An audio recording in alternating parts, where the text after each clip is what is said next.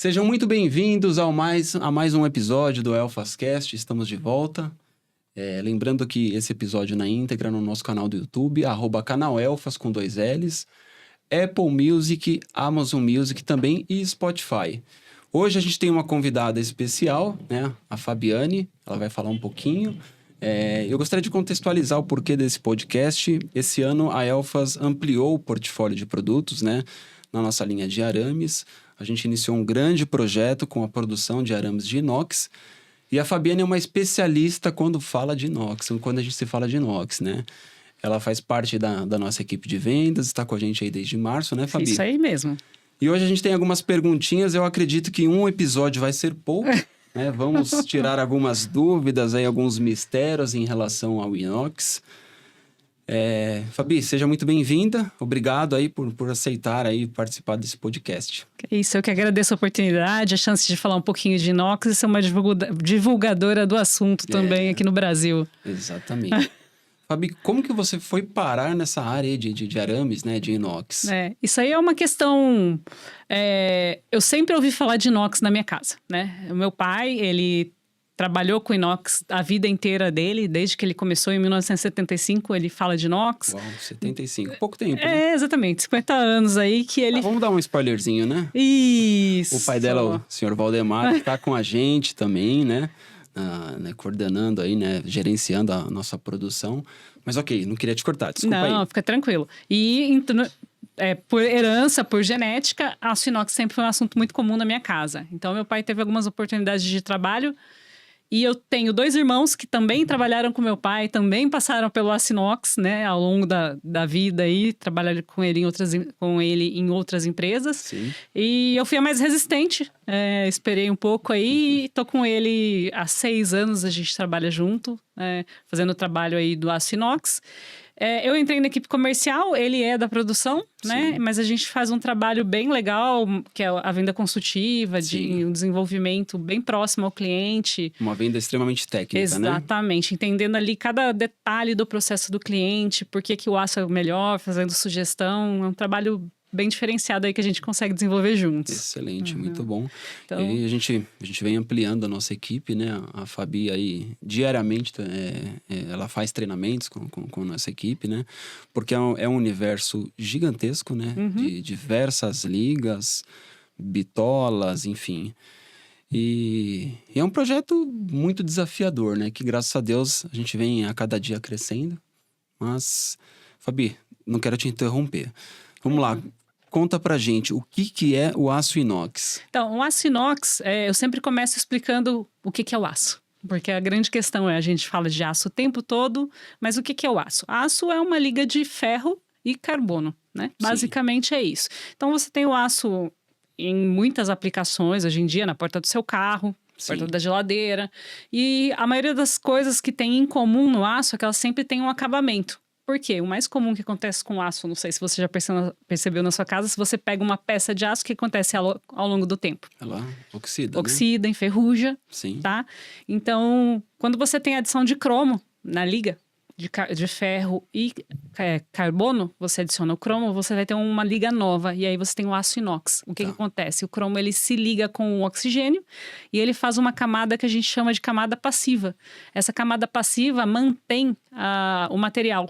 Ela protege da corrosão, ela não oxida, você não perde estrutura, não perde o material para o tempo, para o ambiente, nem nada. Então, ela preserva. Então, o aço inox é um aço que ele é capaz de demorar mais para oxidar. É um aço que não enferruja, entre aspas. Esse não enferruja tem que ter um pouco de cuidado com ele, que não é bem assim. Nós vamos chegar lá. Isso aí. Essa é uma das perguntas. Exato. E então, ele é um aço que ele dura melhor, ele é capaz de resistir a condições que o aço carbono não resistiria, tá?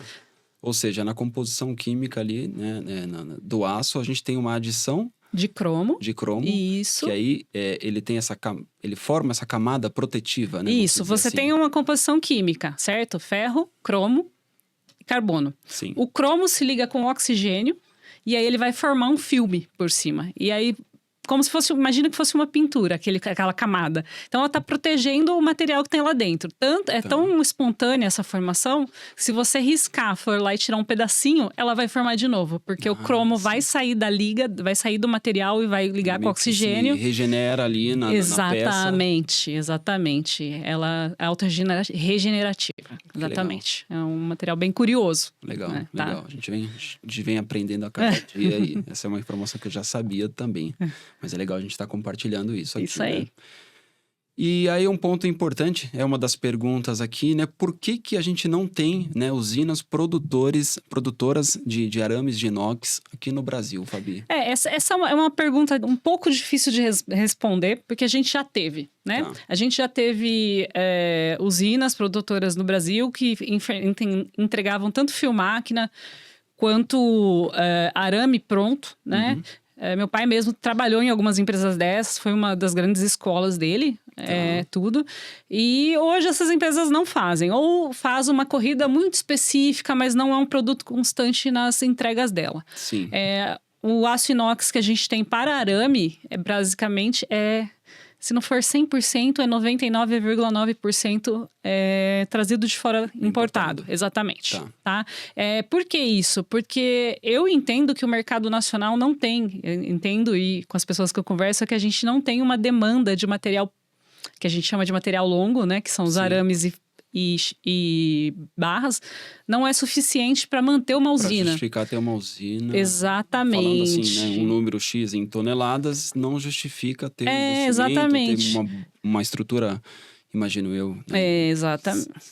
É imensa, né? Isso, é uma usina. Isso, exatamente. Então, o pessoal mantém isso fora. E você vai ter a barreira de entrada para construir uma usina, não é brincadeira. Sim. Para você manter, e aí você fazer uma distribuição, montar um canal de distribuição que não seja só para o Brasil, porque você é obrigado a fornecer para o mundo para isso ser viável. Sim. Então, o Brasil acabou não optando por produção. A gente tem usina de materiais planos, bem forte, material de excelente qualidade, Sim. mas o redondo, o Longos, longo, né, que a gente fala, exatamente, né, arames tem em si. isso. Não tem que vir tudo de fora aí, de vários países do mundo, e aí a gente consegue trefilar esse material e fazer os tratamentos para entregar arames prontos. Sim, aproveitando o gancho, falando um pouquinho aí do nosso escopo, hoje a gente traz arames prontos, né? A gente importa, e a gente importa o fio máquina também, né? Exatamente. Porque somos trefiladores, né? A gente já trefila carbono aí há mais de 30 anos, né? A gente começou também num projeto, estamos indo aí pro 3º ano em aços de médio e alto teor de carbono. Então a gente já tem toda a estrutura, né, para trefilar.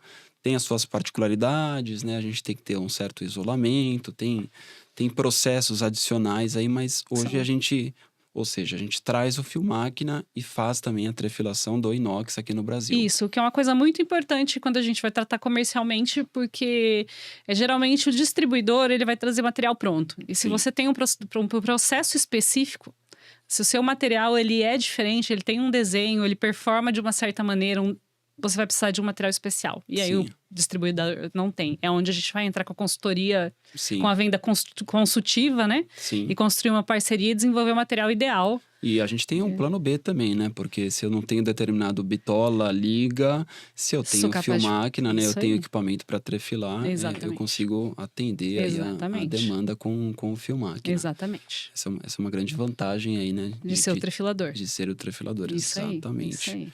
E o Brasil tem um grande mercado de materiais especiais aí. O pessoal que compra de trefilador já tá acostumado a saber que tem que ser de trefilador, porque por algum motivo o material não vai. E a gente conhece os segredinhos aí para entregar o material que performa bem no cliente. Sim, com certeza.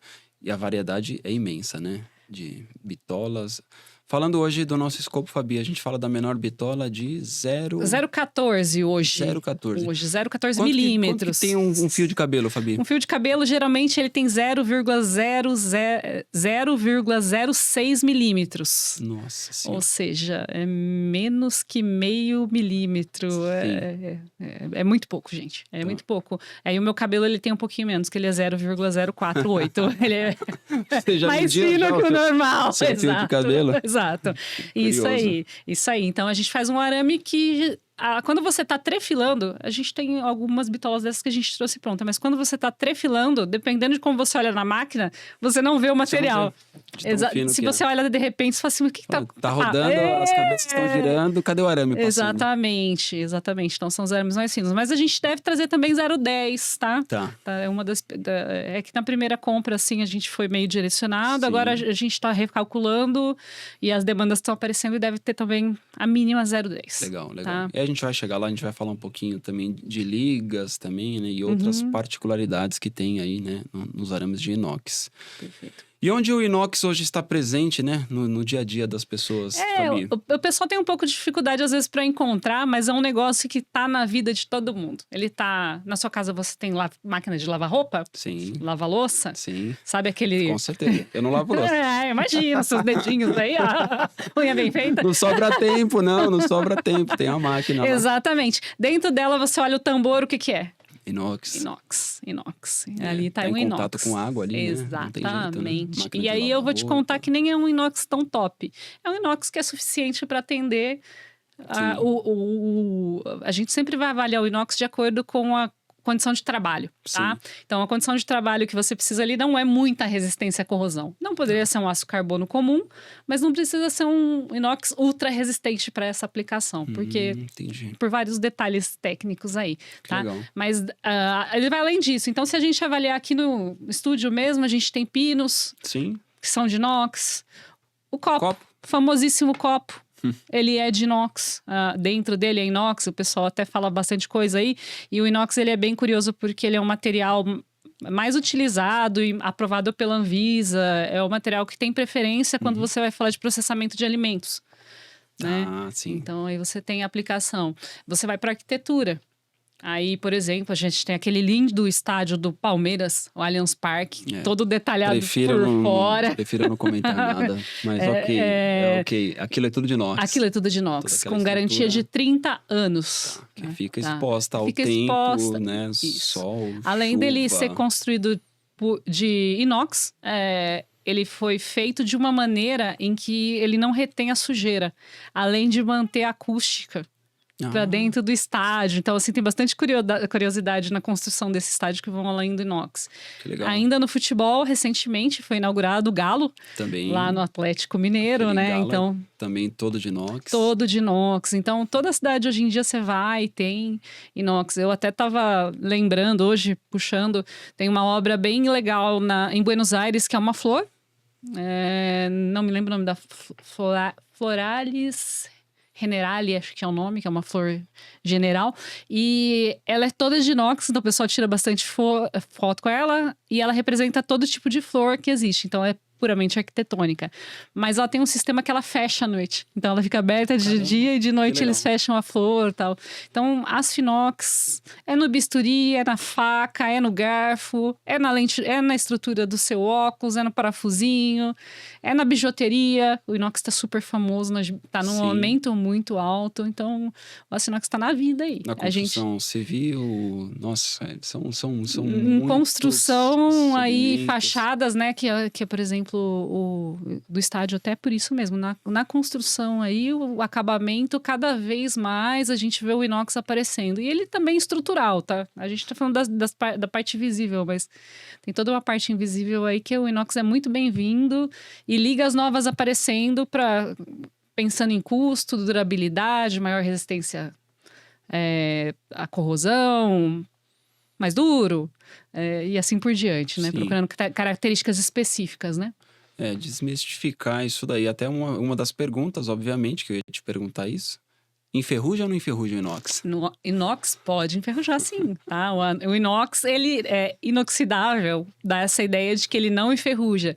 Mas o inox, ele tem condições de trabalho, como a gente estava falando agora há pouco. Se eu pego uma liga, porque existem várias ligas, então, composição química, e eu uso ela indevidamente, o inox vai enferrujar. Tá. Então, por exemplo, a gente estava falando da máquina de lavar louça lá, né? Sim, por exemplo, se eu colocar uma liga que seja muito pouco resistente, você vai ter um problema lá, é um inox, mas ela vai enferrujar. Assim como você também vê obras de arquitetura, são os maiores representantes, que o pessoal usa qualquer tipo de inox e daqui uma semana, um mês, parece ponto de oxidação. Pontos de...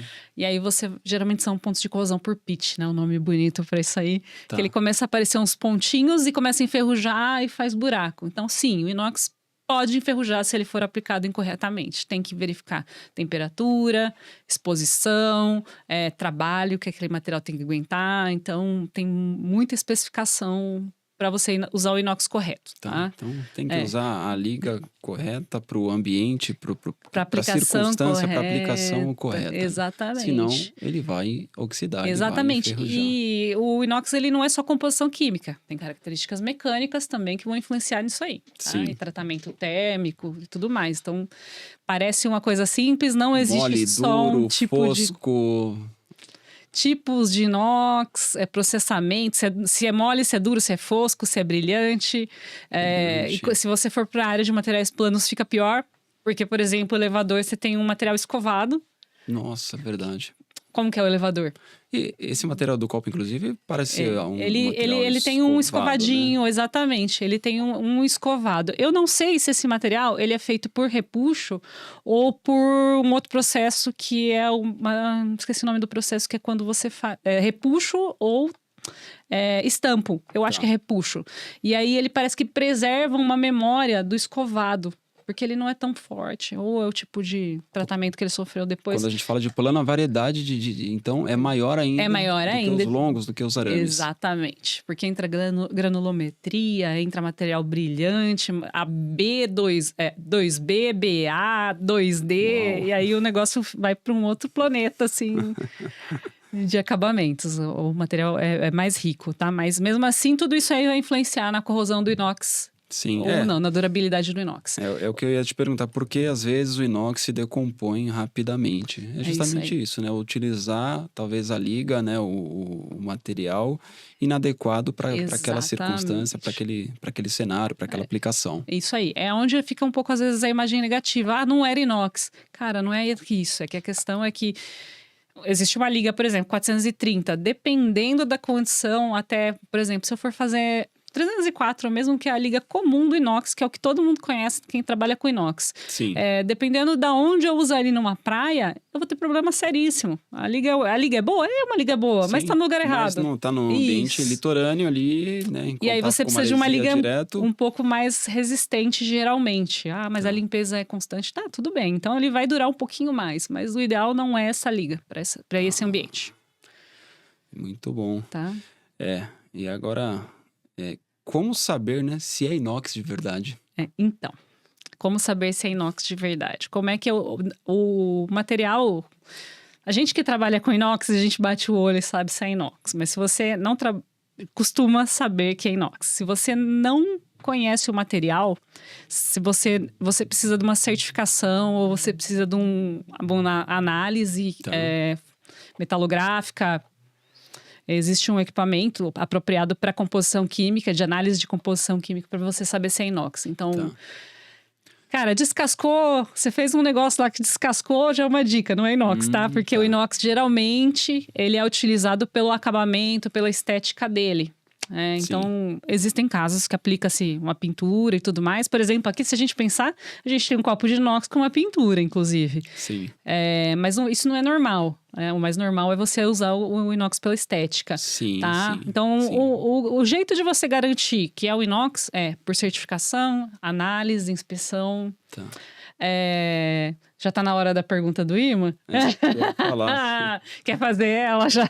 Fato ou mito? Até, assim, a gente já trabalha com aço há bastante tempo, né? Na nossa linha, a gente tem ali, por exemplo, a produção de grampos, né? Para indústria moveleira, né? Grampo industrial, que é utilizado em grampeadores. A gente tem ele também na versão inox. E um pouco leigo no assunto, né? E essa pergunta eu não poderia deixar de fazer, né? A gente testar ali, né? O imã, né? Pega ou não pega, né? Para saber se é inox ou não. E vocês usavam esse método lá no grampo, na fábrica de grampo. Né?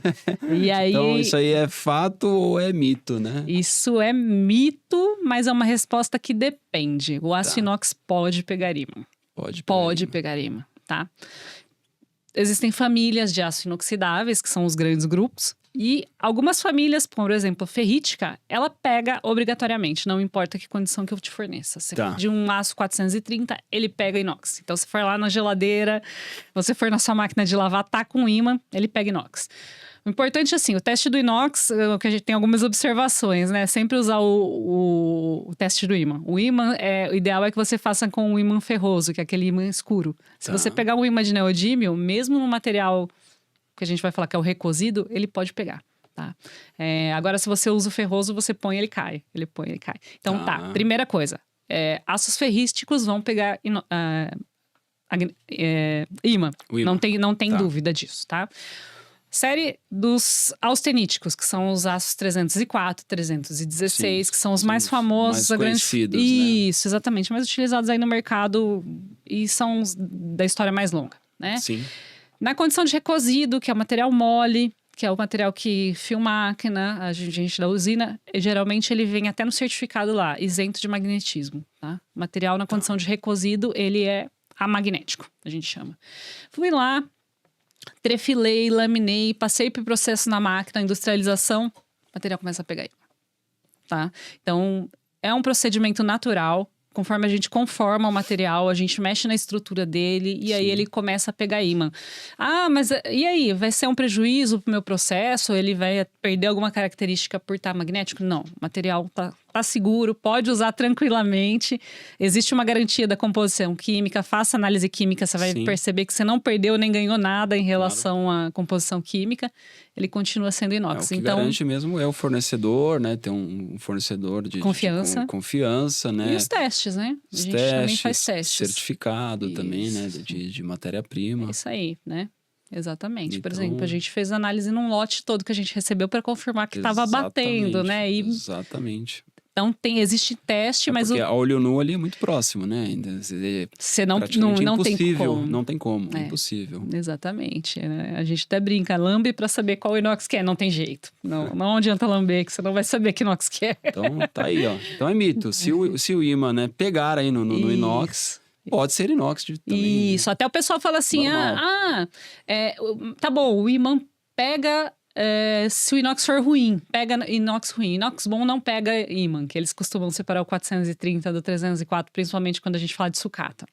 Tá? Então, existem muitos sucateiros que eles vão lá e põem um ímã e falam assim, não, mas esse material não é 304, tá pegando ímã. E o material foi laminado, o material foi trefilado. Já passou por uma ele foi transformação, processado. o que você falou. E a estrutura dele fica magnética. Tá? Então, pode pegar ímã essa sim. foi... Na verdade, a gente... Foi uma das primeiras perguntas, né? Quando a gente começou a trabalhar ali com inox, mas a diferença de um 304 para um 316, pega o ímã lá. Não tem nada a ver. Exatamente. A gente não usa mais o ímã. Exatamente, esquece o ímã, porque não tem fundamentação. E aí tem muitas explicações, mas não vamos aprofundar tanto nisso aí, não. Sim. Tá? E quando a gente fala de sustentabilidade, né? O inox é sustentável? Isso.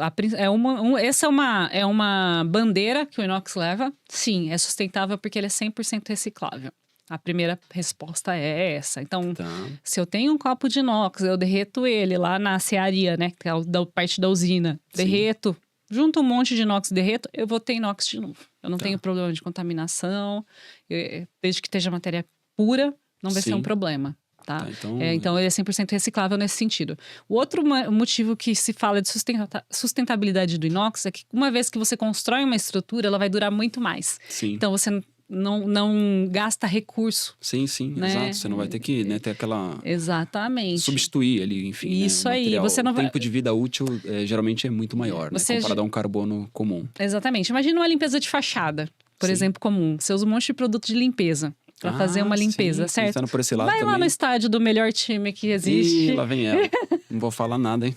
Lava com água e sabão e o negócio tá novinho de novo. Sim. Então você tem até... Sem contar a forma que foi, né, constituído, né? Isso. Você falou, né? A sujeira não acumula e tudo mais, então, né? Teve toda uma engenharia por trás também. Isso aí. E aí o material, ele é sustentável, então, porque ele é reutilizável, ele é sustentável porque ele tem durabilidade e aí ele não precisa de recursos para manter o aspecto nem a durabilidade dele. Sim, muito bom, muito bom. Aí falando de durabilidade, aí volta naquela questão, depende muito da circunstância que está ali, né? O material, o produto, enfim, né? a aplicação e o tipo da liga também, né? Então é Exatamente. difícil até de responder, acho que essa pergunta, né? Sobre a durabilidade depende do que você está falando de material, a aplicação. Então, por Sim. exemplo, se eu tiver uma bijuteria de inox, eu tomo banho com ela, eu uso ela, meu suor não é agressivo, a liga está correta. Tá. Porque geralmente o ideal é você usar um 304, 316, que ele não vai sofrer agressão. Isso vai ficar para outra geração. É um material que vai durar para sempre. Sim. O estádio do Palmeiras tem garantia de 30 anos no aço inoxidável, que é um aço 444. Sim. É um ferrítico até, inclusive, esse Porima lá pega. Exatamente, porque ele é da família dos parecido com 430 lá, exatamente. Tá. Então, ele vai pegar ímã. Então, a durabilidade sempre vai ter muito a ver com a aplicação, com condições de trabalho, temperatura, agressividade. Sim. A gente tem histórias, por exemplo, de... a pessoa foi lá, construiu uma área de aço inoxidável, porque era tipo um laboratório, legal. Aí, antes de usar, você fez uma construção. Antes de você usar aquilo, qual é a primeira coisa que você faz? Você limpa. Limpa, sim. Então, a faxineira foi lá e limpou. O que ela fez? Ela jogou cândida, porque ia ter uma água sanitária, né? Foi lá e jogou, porque ela tinha que fazer uma limpeza mais profunda num negócio de aço inox. Passou 3 dias, começou a oxidar. Porque lembra que eu falei? Aço inox você limpa com água e sabão, é isso. E é suficiente. E aí ela foi lá e colocou uma solução com cloro. Sim. Que é o maior inimigo que o aço inox pode ter. Então aí exatamente. É bem curioso, porque ela, ao invés de ajudar a conservar, ela ajudou a destruir. E aí é recuperável. Quando é inicial, você recupera isso, você faz um tratamento de decapagem e repassivação. Você vai ter... Vai até conseguir. porque tem aquela questão dele ser regenerativo também, né? Ele tem aquela camada protetora. Isso. É que se você deixa muito tempo e aquela corrosão ela vai aprofundando, você vai perder material. Aí você vai furar.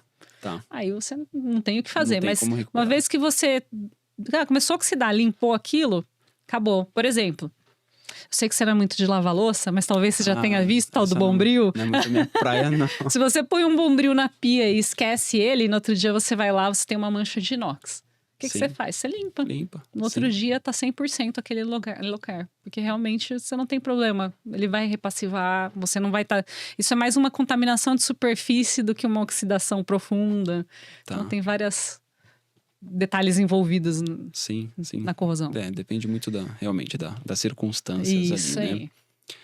E quando que surgiu o inox, né? Quando que ele chegou aqui no Brasil, Fabi? Eu acho curiosidade. Que eu vou dividir isso aí em duas partes. Então, a primeira é como que surgiu o inox.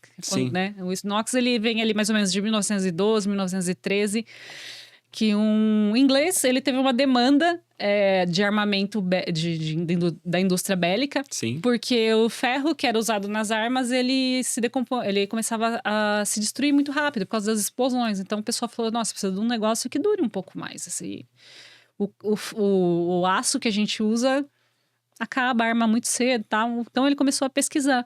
E aí, no primeiro momento, ele não chega, conta a lenda, né? Ele não chega exatamente no material mais durável, mas ele percebe que o material não sofre corrosão.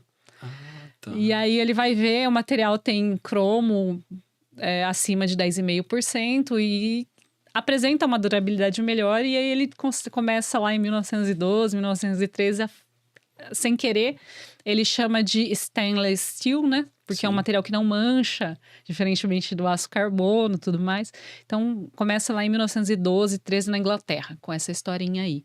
E aí ele vem... É novo, né? Se a gente observar, não é um material, é um aço, uma liga, né? A gente tá falando que ela tem 100 anos. 100 anos. 100 anos. E ela chegou no Brasil mais ou menos na década de 40, né? Foi quando a gente construiu a primeira usina, que na época era a Cesita, era o grupo Cesita, bem antigo isso aí, né? E foi quando começou a produzir inox no Brasil e então a tratar. E aí dentro disso eu consigo dizer para você que a trefilação mesmo do inox no Brasil começou em 1975 lá no interior de São Paulo, em Mogi Guaçu. Quando meu pai trefilou o primeiro rolo de arame no Brasil de inox. Senhor Valdemar. Caramba, exatamente. Que legal. Nós vamos trazer ele para um podcast aqui também. Tá? Eu acho que ele tá fugindo, né? Mas a gente a gente vai amansando ele. Ele vai assistir esse episódio aqui, acho que ele vai querer A gente dá bastante chance dele errar, falar de novo. Até que ele vai ficar tranquilo, né? Mas essa historinha aí do aço inox, então... Nossa, extremamente novo, 1913... 1944, se eu não me engano, no Brasil. Depois, 1975, lá em Mogi Guaçu, no interior de São Paulo, como trefilação de Que legal. aço inox. Bem curioso, né? É uma pergunta que eu fiz aqui, mas eu já sabia também. Esse foi uma dos treinamentos aí que a Fabi vem proporcionando ali para nossa equipe de vendas, né? Mas a gente ficou extremamente abismado, né? Porque o mundo sobrevivia, né? Há 100 anos atrás não existia inox. Exatamente. Mas aí eu fico pensando, né? Isso foi uma coisa que eu fiquei pensando. Você já imaginou você fazer uma cirurgia sem bisturi, cara? Pois é. Como é que fazia a cirurgia? Então, você pegava um caco de vidro? Exatamente. Pensando justamente nisso, né? Na área da saúde, utensílios ali na cozinha, por exemplo. Como que enferrujava tudo, talvez, né? Como é que era o talher? Parece que a primeira aplicação talher. foi talher, inclusive, depois da arma. Talher, a gente até comentou agora há pouco, né? O lance de facas, né? Facas de inox e facas de carbono. Tem Isso aí. a questão da durabilidade. A de inox, obviamente, dura mais, mas ela perde um pouco mais o corte ali, né? Isso comparado aí. com carbono. Isso. Né? Isso. Que em tese tem uma dureza maior. Isso aí. Também, né? Sim. Dependendo do Tratamento carbono, da liga. Exatamente. Então, o mundo sobrevivia sem inox, aí, vamos dizer, há mais de 100 anos atrás. A sacada do talher do talher de inox é a questão da resistência à corrosão mesmo, porque o alimento tem muito ácido, tem gordura e tudo mais. Sim. E, quanto tempo dura um garfo? Pois é. Eu não lembro de ter visto um garfo. É que nem caneta Bic, né? Eu nunca vi acabar um garfo, nem a caneta Bic. É verdade. Então... É verdade. É um negócio que dura muito tempo mesmo. Sim. Então vai embora. Verdade. E, assim... Tem muitas ligas, até no nosso hoje, né? Falando do nosso portfólio, como a gente atende muitos segmentos, a gente teve que ter esse cuidado, né? De trazer muitas ligas de diferenças, né? Diferentes bitolas. Mas uma das mais conhecidas aí, até eu mesmo, né? Antes da gente começar a trabalhar com inox, por conta daquele produto que eu comentei, do grampo, né? A gente conhecia 304 e 316. Qual que é a diferença? O 304 é a liga que a gente chama de mãe, base, para tudo. Tudo é referenciado. Quando você vai falar de uma outra liga ali da família dos austeníticos, ela sempre vai ser comparada com o 304, tá? Sim. Teor de cromo 18%, níquel 8%, e basicamente é isso e mais alguns componentes. Quando a gente vai para a linha do 316 é um material que ele é mais resistente à corrosão, principalmente em área marítima. Tá. Ele tem algumas características. Então existe mesmo realmente essa diferença, né? Existe. De durabilidade, vamos dizer assim, né? Em relação à condição de exposição. Numa área litorânea marítima. Isso, principalmente por causa da ação do cloreto, né? Tá. Ele tem adição de molibdênio. Ele tem mais algumas coisinhas que mudam na composição química levemente. Mistura tudo Isso, na sopa lá, exato. Molibdênio. Tanto que se você quiser saber se o seu material é 316, existe um reagente que você pode ir lá, você passa nele, ele muda de cor. Ah, entendi. Porque ele é um identificador de molibdênio, que é exatamente esse material aí na liga. Agora, quanto a comportamento mecânico... É muito parecido. Eles realmente, a família dele, eles na árvore ali da família dos aços inox, eles estão muito próximos. Tá? Mas um elemento muda tudo, né? Muda tudo. Um elemento, por exemplo, no grampo, vai fazer que o grampo que você usa no estofado da praia não enferruje. Exatamente. Porque tudo que a cara que compra um móvel de praia quer que o material... Durabilidade, né? A gente sabe, né? Exato, você não vai querer que o grampo quebre. Exatamente. Vai oxidar e isso, sei lá, vai soltar ali uma almofada, vai soltar a estrutura do estofado de uma cadeira. E a pessoa, por exemplo, com pele sensível também, ela vai usar o 316, ela não vai ter problema. O 304 já não costuma dar problema, já passa a ser antialérgico. Mas se você quiser um material que realmente não vai ter problema com a pele, é o 316, justamente por causa dessa... Então, quando a gente fala em bijuteria, por exemplo, é muito utilizado o 316? Deveria ser bastante utilizado, mas o 304 já atende 90% aí, então só quando a pessoa fala antialérgico, hipoalergênico, tal, aí é a tendência. Mas a liga ideal seria 316, mas hoje usa-se 304 porque é muito parecido. Ele já tem a resistência ali, né? Então, é tranquilo. Eu mesmo sou uma pessoa bem problemática de pele e o 304 dá certo pra mim. Legal. Tá? E o que a gente tem no suor? Sal. Sim, sal, né? Então, Exatamente. exatamente, O né? ácido úrico também, né? Isso que a gente aí, solta. Né? ácidos em geral, né? Exatamente. Muito bom, né? A gente tá aprendendo. Tá O tempo aprendendo. Vou te falar todo. que é uma universidade aí, né? E como escolher, Fabir, né? O inox correto para aplicação, né? O cliente, geralmente, ele sabe o que quer, né? A gente atende, voltando, né? A gente atende vários segmentos. O cliente geralmente sabe o que quer. Na minha experiência, geralmente o cliente não sabe o que quer. A não ser que você esteja tratando com engenharia, a empresa tem um setor de engenharia, o cara é muito, assim, entendido, o que é muito difícil, porque até a gente discute muito isso nas associações e cursos, que quando você vai fazer uma engenharia de materiais, uma engenharia metalúrgica, não tem uma disciplina de aço inox. Então, se o cara não vai atrás e não se especializa, mesmo ele se sendo engenheiro, aprofundar mesmo. ele não sabe exatamente o que usar naquilo ali, tá? Sim. Então, geralmente o cliente não sabe. Então, sempre consulte uma empresa especializada, vem com a gente na Elfas, troca ideia. Sim. Não precisa ser nosso cliente, né? Mas tá precisando de uma ajuda, claro, precisa de desenvolvimento, estamos aqui para... O que a gente puder colaborar, dando dicas, exatamente. né? Fazendo aí, algo consultivo. E entra naquela história, é tudo igual, é tudo parecido olhando. Às vezes até na máquina ele vai desempenhar igual. E você vai ter um problema lá no final, lá no seu cliente. Lá na ponta, Lá né? na ponta. Lá na ponta. Quando chegar...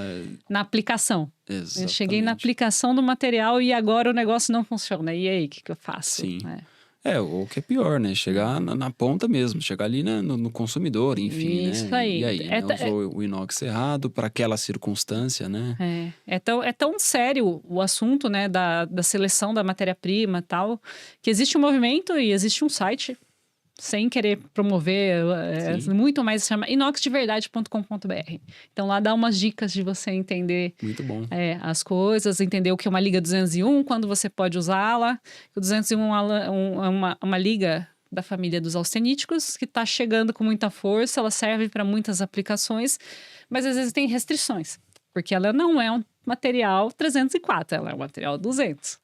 Tá. Então, o material 200, ele é um pouquinho menos resistente, mas ele atende alguns segmentos aí que aceitam... É aquela coisa, você analisa todas as condições e vê se dá. Mas quando é um material normatizado ou alimentício, a Anvisa, por exemplo, tem especificação. Tem que ter 304, tem nível de cobre aceitável. Já tem uma especificação, exato, né? O cliente geralmente já tem essa... E aí, olhando para o material, lembrando que você não vai saber o que é aquilo, você vai ter que acreditar na etiqueta. Tá. Então, compre de fornecedores confiáveis, faça análise química se tiver dúvidas, vai atrás dos reagentes, que também são um bom caminho aí para ajudar.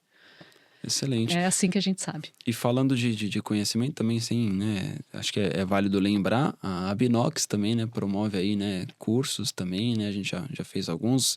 Você já fez também, acho que um intensivo aí, né? Isso de especialista mesmo. Aí, eu fiz de especialista de aço inox.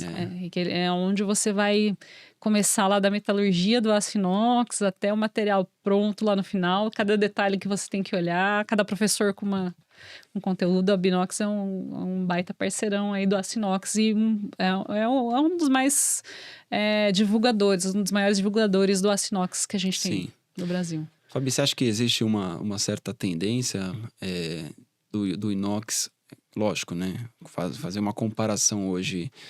Aí eu vou falar mais do produto arame, né? Assim, falar em volume no Brasil, em toneladas, né? O carbono comum, falando de arame, é extremamente maior o mercado. Sim. Mas você acha que existe uma tendência... eu acho que talvez alguns segmentos, né? De pessoal imigrando para o inox, seja pela questão da sustentabilidade, durabilidade do material, existe essa tendência? Eu enxergo que sim. Sim, dado que o inox é um material sustentável, o pessoal está começando a entender que, embora tenha uma diferença significativa de valor, uma vez que você implementa o inox, você produz o inox, você não tem mais dor de cabeça em relação ao carbono. Sim. As pessoas estão percebendo essas diferenças.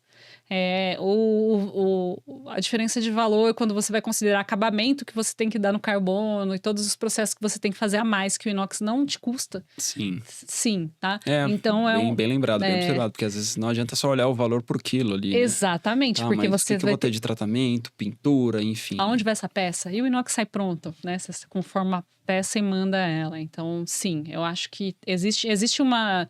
É um dos trabalhos que... A Binox mesmo, ela trabalha muito nisso. A gente precisa mostrar o valor. Não é o preço, né? É o valor. Esse material, ele vale o que ele custa. E a longo prazo, ele não vai ser mais barato do que o carbono. Então, tem muita aplicação. Tem que fazer essa conta, né? Tem que fazer conta. Tem que fazer conta. Exatamente, é custo, né? Então, se você consegue entrar nisso aí, nessa pegada, vende o inox e não mais que o carbono. E até se a gente comparar, né, o Brasil com um país desenvolvido, né? Vamos comparar talvez o Brasil com a China. Uhum.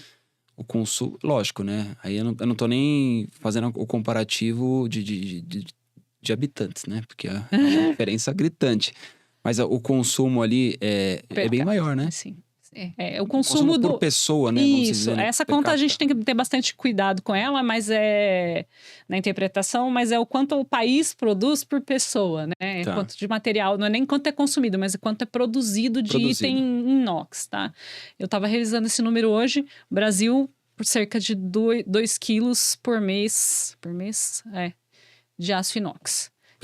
Per capita. China, 40. 39 e 40. Então, mas é falando em produção. Produção. Não é consumo. Sim. Produção, tá? Então, a gente sabe que a China realmente... Quando a gente fala em produção de aço também... Isso aí. Assim, falar uma bobagem aqui, o que a gente produz num ano, a China faz em 2 semanas de aço. Isso aí. Então, o chinês, ele tá 20 vezes a mais aí na questão do consumo para produzir do aço inox, tá?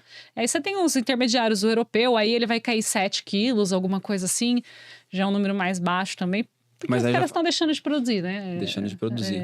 Mas aí falando de consumo, esses países aí falando talvez de Europa, de Estados Unidos, eles consomem mais do que o Brasil? Eu não tenho esse número, mas eu faço ideia que sim.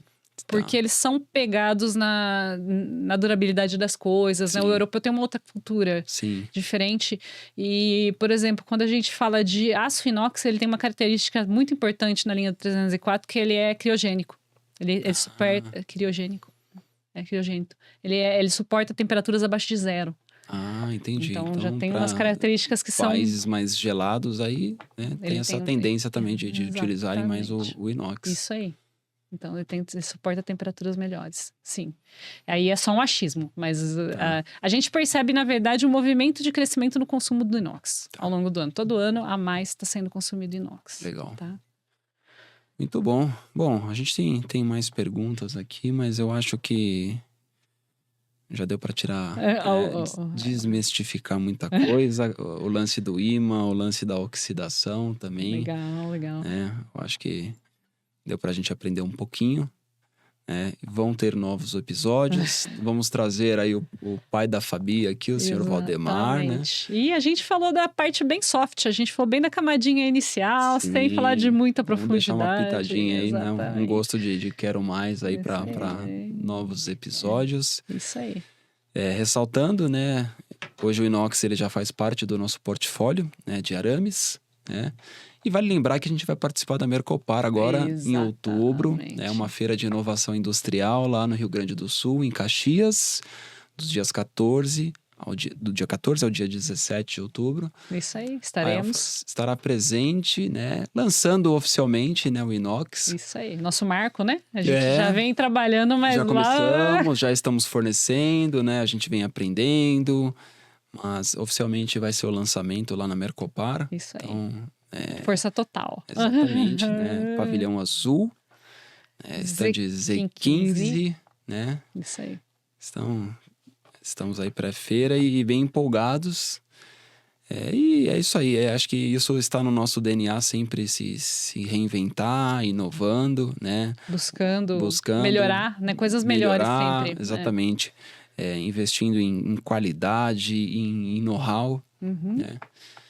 E estamos bem empolgados com desse novo projeto. Isso aí. É muito legal estar fazendo parte de tudo isso, vendo acontecer, vendo crescer, né? Porque diferente de ser só um espectador do negócio pronto, não. Aqui a gente tem os desafios todo dia. Todo dia. Tem que olhar tudo com carinho todo dia, né? Então, isso é gostoso. Isso é empolgante. Exatamente.